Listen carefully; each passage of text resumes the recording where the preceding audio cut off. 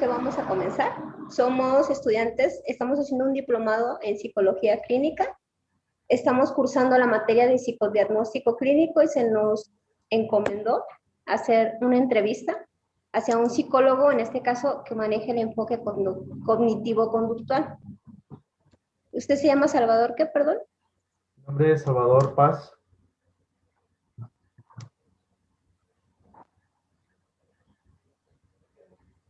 Por lo que escuché con mis compañeras, les impartió una materia a ellas, ¿no? Sí, bueno, les impartí varias materias ahí en la universidad en UNIR. Tuve el gusto de compartir varias materias con ellos. Aunque creo que dice la compañera Stephanie que no puede ingresar al... Déjame, le mando un mensaje.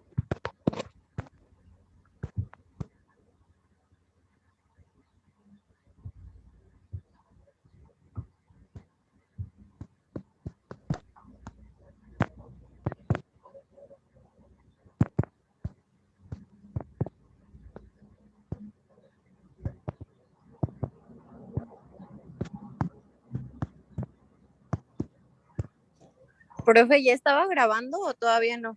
Ya estoy grabando. Ok, entonces comenzamos con las preguntas. La primera pregunta que se nos asignó por el profesor es ¿por qué eligió este enfoque? Bueno, de elegirlo, me gustan todos. Siempre he coincidido en no enfrascarme en uno, pero el cognitivo-conductual considero que es uno de los enfoques el cual aporta, genera cierta estructura en algún proceso psicológico, ya que manejamos el tiempo, trabajar por periodos estructurados, y eso, en mi punto de vista, ayuda mucho al paciente para poder mm, avanzar de forma más concreta en un proceso. Considero que el cognitivo conductual también así es, abona mucho para poder mezclar diferentes enfoques. Bueno, todos, pero la ventaja es maneja una estructura en la cual ya podemos integrar otras herramientas, otros enfoques, otras técnicas, y así ayudar al proceso y que el proceso sea meramente nutrido para el paciente.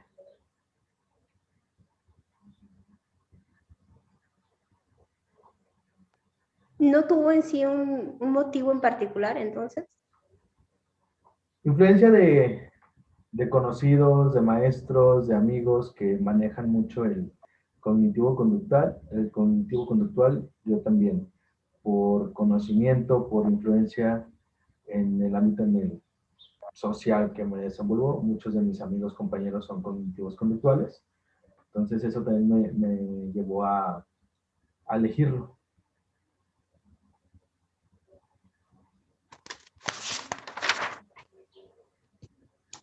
La siguiente pregunta es, ¿qué elementos se toman en cuenta para la entrevista inicial en un proceso terapéutico? ¿Qué elementos? Considero que uno de los principales es el motivo de consulta, el cual pues, nos va a dar la pauta para iniciar el proceso. Los antecedentes del síntoma, tenemos que también identificar cuáles son esos antecedentes, qué es lo que está moviendo al paciente a acudir a un proceso. Y posteriormente de ahí es la indagación en el contexto en el que se desarrolla o se desenvuelve el paciente.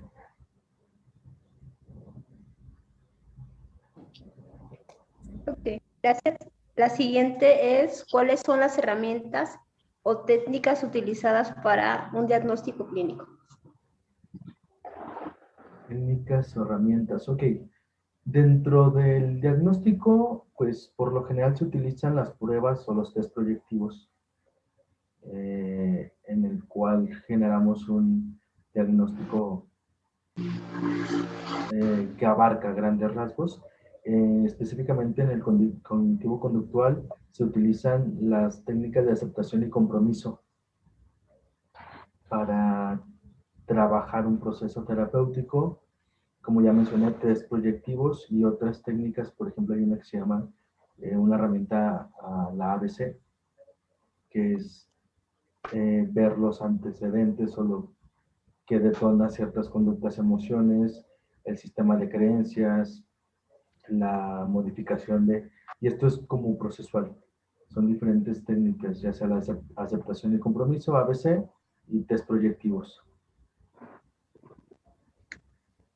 Usted como experiencia que tiene como psicólogo cognitivo, ¿cuál es la diferencia, por ejemplo, con el psicoanálisis de estas técnicas? En el psicoanálisis, pues meramente es la asociación de palabras, la asociación, la interpretación de sueños. Es más el escuchar de forma catártica al paciente y ir generando el diagnóstico, ¿no?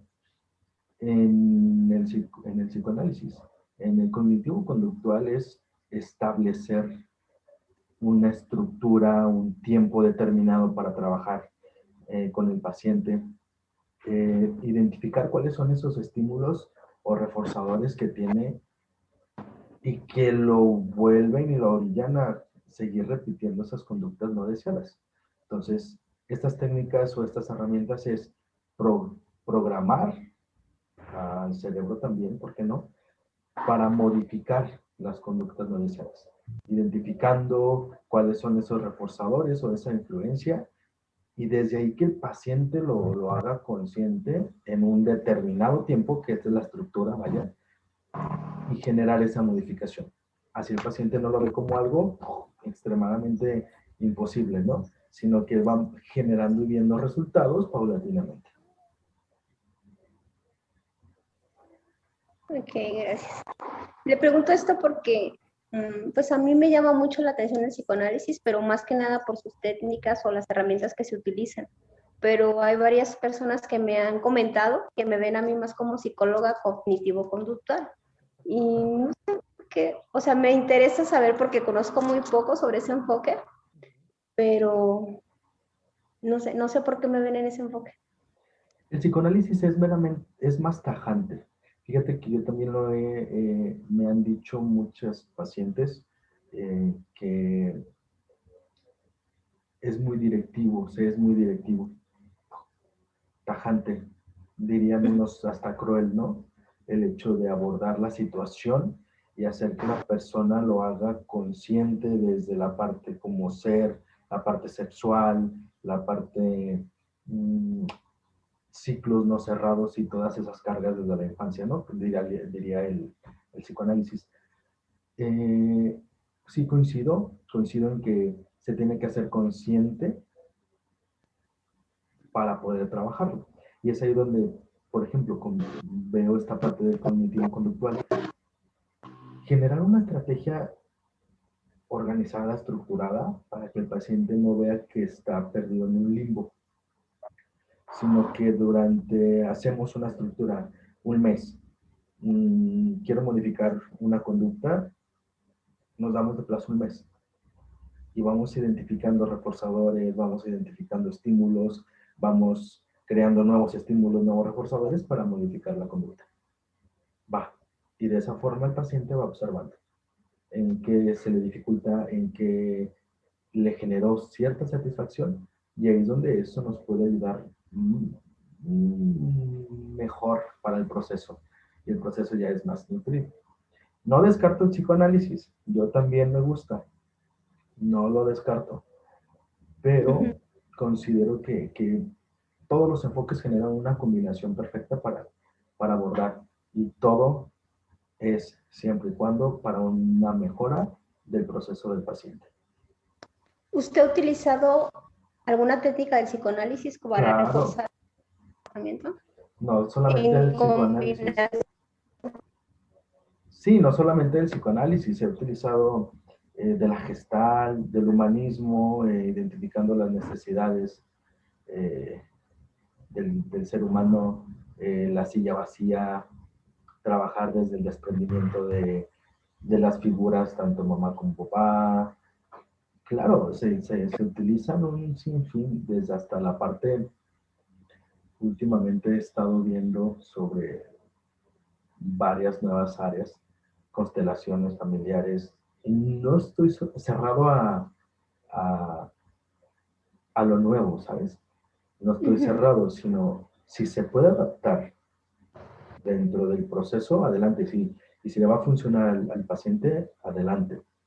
Pero sí tener una base en la cual yo ya tengo una especialización o un enfoque o algo estructurado. Si tú quieres adelante en el psicoanálisis, adelante, vete al psicoanálisis.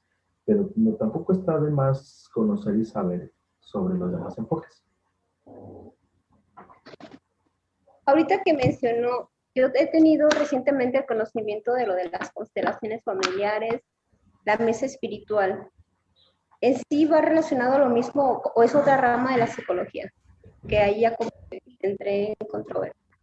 La parte espiritual, dependiendo, Esa es la ¿verdad? sí, la parte espiritual, y dependiendo del manejo que se haga. Si te fijas, el ser humano tiene distintas áreas.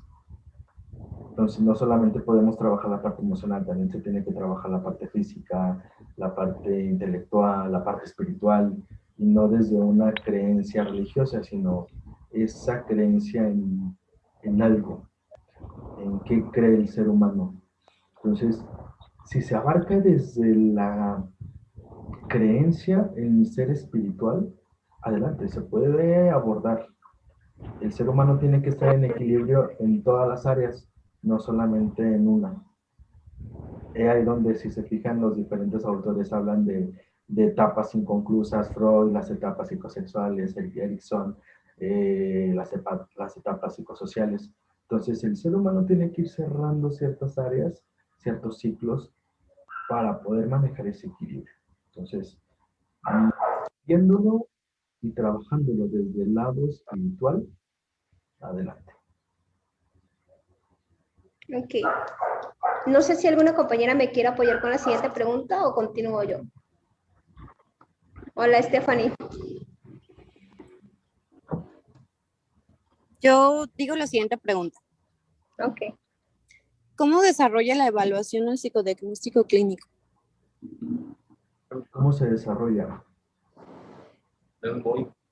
Evaluando el síntoma. ¿Y cómo se evalúa el síntoma? Generando estructuras y identificando el proceso del paciente. Pero sí me puede hacer favor de ir con ella. De esa forma se va evaluando para obtener resultados e identificar cómo va el proceso terapéutico. Ok. ¿Qué uso le da desde su enfoque de psicoterapia al DCM o al CIE? Dependiendo de la funcionalidad del paciente.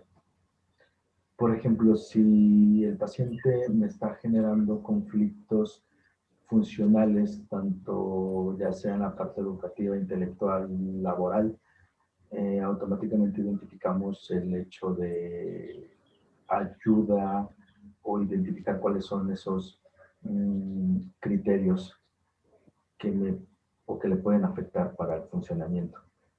Y es cuando ya acudimos al DCM o a la CIE. Identificar cuáles son esos criterios que me está arrojando el paciente para su funcionalidad. Y ojo, ahí entra la parte de un conjunto. Uno como terapeuta, como psicólogo, identifica los rasgos del trastorno, mas no genera un diagnóstico como tal. El diagnóstico como tal entra ya la parte psiquiátrica. Entonces, uno identifica los rasgos del, de los criterios o del trastorno para poder abordar la funcionalidad del paciente. Y ahí es donde entra un trabajo multidisciplinario, no solamente yo.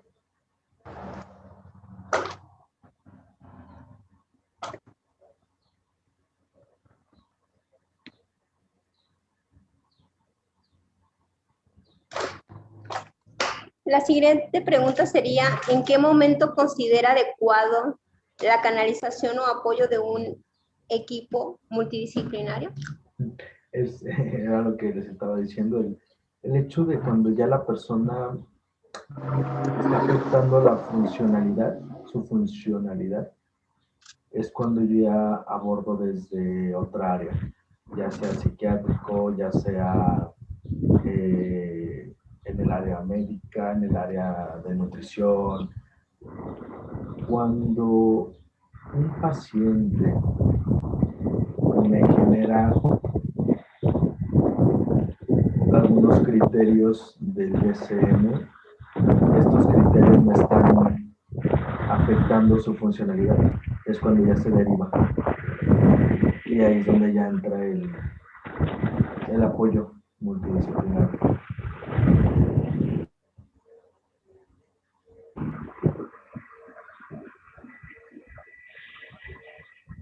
¿Mis compañeros tienen alguna pregunta?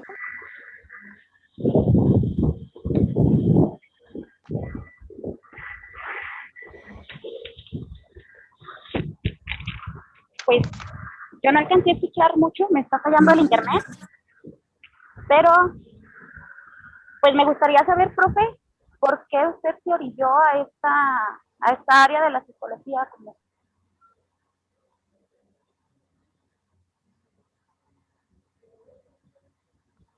Ok, Estefanía, sí te está fallando un poquito tu internet.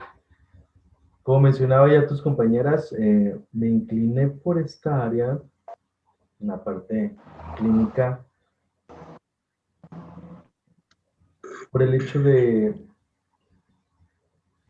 el proceso terapéutico desde la parte inconsciente, el trabajarlo, el generar procesos, como ya mencionaba, tanto mis estudios y mi influencia social de amistades, de colegas, ha sido más en el área cognitivo-conductual. Y yo le he visto, ¿no? Ese aporte a cada proceso, ¿no? Una estructura, el generar una estructura, el generar esa organización, como diría ya meramente palabras de la corriente, ¿no? Esas estructuración cognitiva, reestructuración, generar unos andamiajes nuevos, el transformar y identificar cómo por medio de reforzadores, estímulos dentro de un proceso terapéutico podemos modificar esas conductas no deseadas y ver cómo podemos decidir desde la parte consciente el transformar esas conductas no deseadas. Entonces, siento que sí para mí es una base y vuelvo a repetir, no descarto el apoyo de los demás enfoques para nada. Al contrario, aportan mucho sabiéndolos utilizar de manera adecuada e inteligente. Es mismo que comenta, profe. ¿Usted identificó alguna conducta hereditaria que usted crea que haya aprendido en su hogar? Ah, claro, claro. Como, bueno, la mayoría en aquellos tiempos, ¿no? Cuando yo estaba estudiando, ¿no? El hecho de decir, nos metíamos a estudiar psicología para solucionar conflictos personales, ¿no? Pero sí hay momentos en que en el proceso de la carrera identificamos rasgos o conductas hereditarias, claro.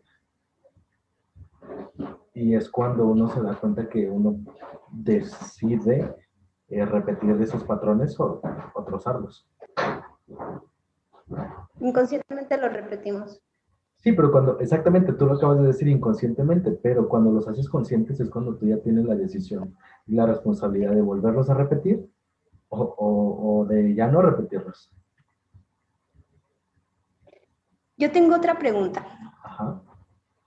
Al modificar algo muy propio de su personalidad, ¿qué se le ha dificultado más? La aceptación del externo. ¿La aceptación de qué, perdón? Del externo. ¿Por qué? A veces el externo ya está acostumbrado a ciertas conductas. Entonces, cuando modificas rasgos de tu personalidad o alguna otra conducta, las personas externas los mueves de su zona de confort a la cual ya estaban acostumbrados y es cuando ya no aceptan esa modificación. Y eso es lo que más se ha dificultado. Sí, lo entiendo porque a mí me pasa lo mismo. Yo ya identifiqué muchas cosas que tengo que cambiar y que las estoy cambiando, pero es complicado cuando tu entorno te sigue brillando a lo mismo. Ojo, no es que tengas que cambiar, sino que decides cambiar. El tener es Así es. una obligación y no lo veas como una obligación, velo como algo propio, algo que quieres.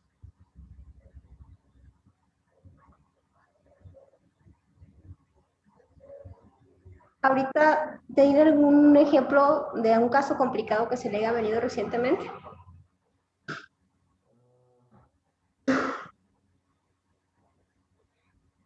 Trabajo con adolescentes, con la mayoría son adolescentes. El hecho del consumo de marihuana por estrés, por ansiedad académica. Y es interesante cómo lo manejan los adolescentes. Generamos ciertas actividades, les llamo de impacto, meterlos a alguna actividad donde descarguen toda esa energía y como ya están algunos consumiendo, ir bajando ese consumo, reduciendo los tiempos de consumo. Si me consumían 4 veces a la semana, no podemos cortar el consumo de golpe porque el cuerpo lo necesita y es cuando generamos abstinencias, ¿no? Entonces, tenemos que ir generando el proceso y con ese, como ya les decía, con aceptación y compromiso, con esa técnica, el hecho de ir, vamos a ir disminuyendo ese consumo, pero lo voy a sustituir con ejercicio de impacto, ejercicio donde el adolescente me esté descargando toda esa energía y ansiedad. Por ejemplo, actualmente tengo un chico, un adolescente de 16 años que consumía a escondidas de su familia. Entonces, ¿qué pasa? Propongo que vaya a un deporte, al box. Ojo, la canalización también de la energía en las manos, ese impacto me ayuda a descargar.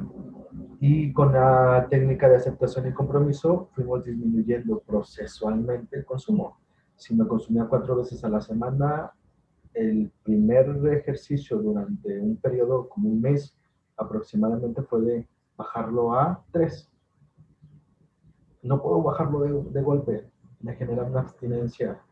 Entonces tengo que ir de forma procesual. Y ahí el paciente va diciendo, oye, ya llevo 2 meses y ya nada más consumo 2 veces a la semana. Y ese es un estímulo, un reforzador de la conducta. Entonces automáticamente de ahí el proceso me está generando un fruto. Y otra me está haciendo un trabajo físico.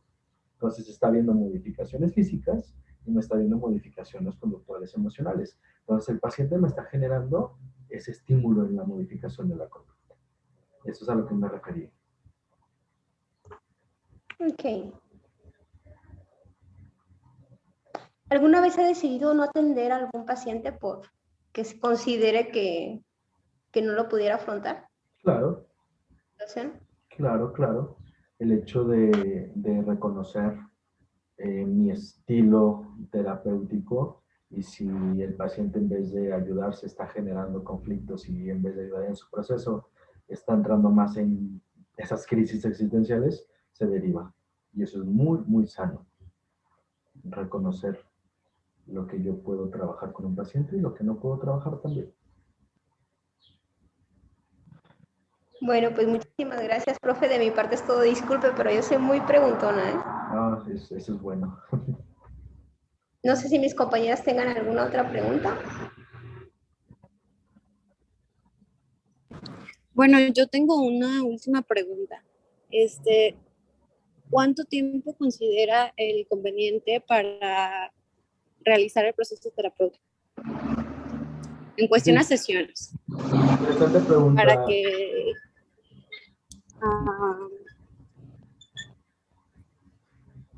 que ah, haya un cambio. Cambio, no me gusta esa palabra. Para que haya una modificación, sí, o una transformación. No vamos a cambiarle nada al paciente, ya tiene ahí unas características. Entonces, transformar esas características. ¿Cuánto tiempo? Mira, cada proceso es distinto, cada paciente es distinto. Entonces, puede haber un paciente que con este chico, por ejemplo, ya llevo aproximadamente año y medio trabajando con él. Y en ese lapso de año y medio hay curvas, hay subidas, hay bajadas, hay recaídas. Entonces, es donde generamos, no te puedo dar 10 sesiones y ya vas a salir como nuevo, ¿no? Entonces también tenemos que ver la comorbilidad. Este chico, aparte de consumir droga, está diagnosticado con TDA. Entonces, por eso me vienen estas curvas. Si fuera la parte clínica en el psicoanálisis, que se ha dado también, sería aproximadamente unas psicoterapias breves, 5 sesiones, muy directivas, 10 sesiones. Pero sí es un proceso para ir conociendo el crecimiento, para atacar directamente una situación compleja. Aproximadamente serían 10, 12 sesiones. ¿Para qué? Para que no sea solamente el boom de la sesión, sino que me vaya generando este hábito y esta modificación de conducta.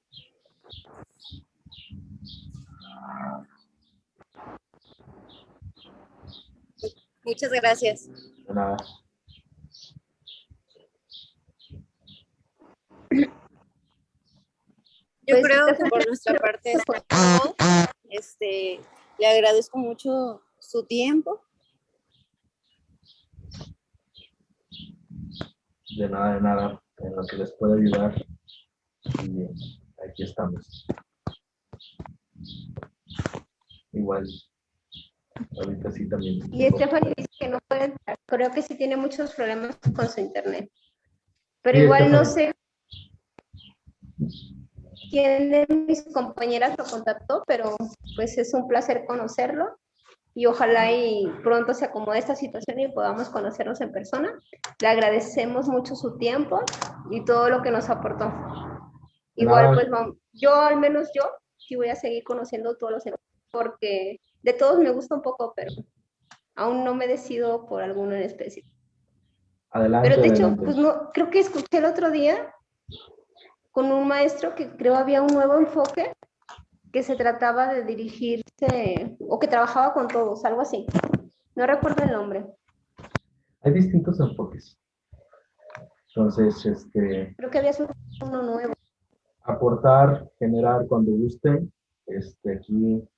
Aquí en Chapala tengo mi consultorio, está un centro, trabajo aquí en un centro de atención. Igual, para que vean más de cerca cómo se trabaja. Muy bien, pues muchísimas gracias, profe. No le quito más su tiempo porque yo también estoy en mi trabajo. Si puede ver aquí el panorama, los cajones. No te preocupes, los ataúdes. Cuando gusten, estoy aquí disponible y que tengan una excelente tarde.